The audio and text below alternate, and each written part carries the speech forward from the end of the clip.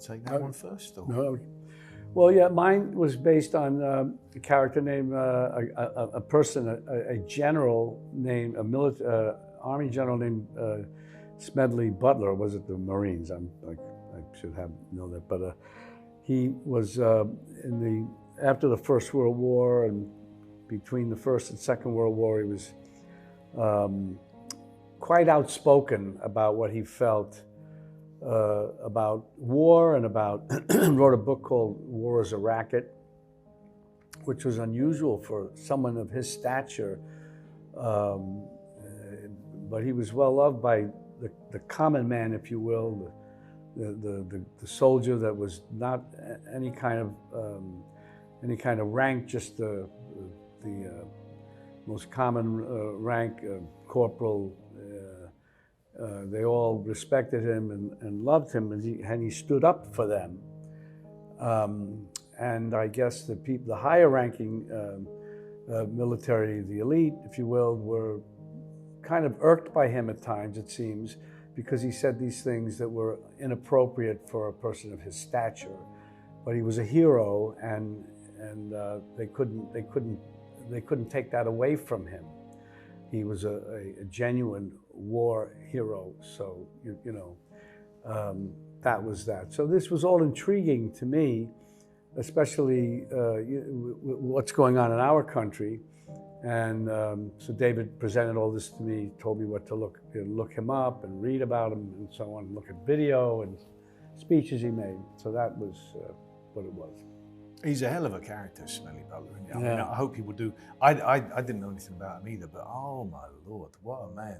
I mean, that you can make a film just about him. Yeah. You should. Yeah.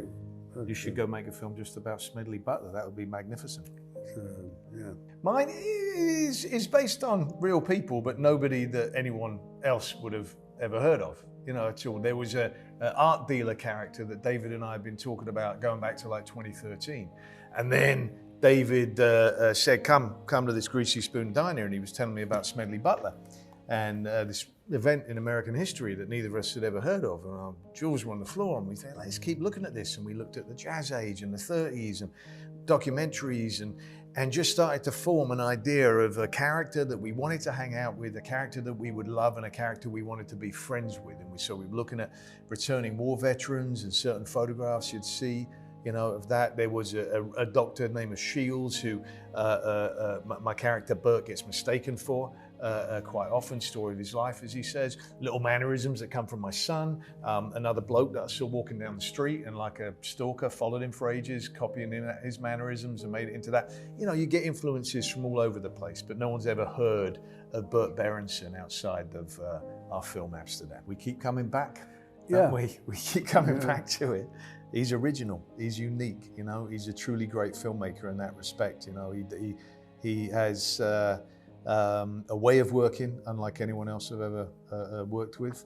And the films, they're really uniquely his, like any great filmmaker, you really know this is a David O. Russell film. Perfect, everybody was terrific, perfect. I mean, there were Alessandro Nivola was in it. He had a kind of a supporter. I didn't even recognize him at one point. He was very funny. He had all the actors, I can't even remember the names. They're all terrific. Everybody was special.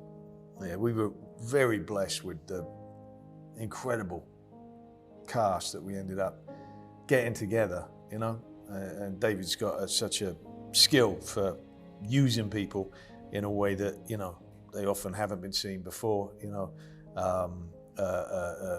real, oh my God, what a pleasure, what a surprise to have all those people come and join us, but most especially obviously with Bob, but coming from just David and me sitting in a diner together, and suddenly, wow, what a cast and what a crew as well. And Chibo, the DP, just phenomenal. These are like the best of the best. Absolutely. Look, I mean, David was so generous. He invited me into the edit room, so I got to be there with Jay, who's just an absolute master.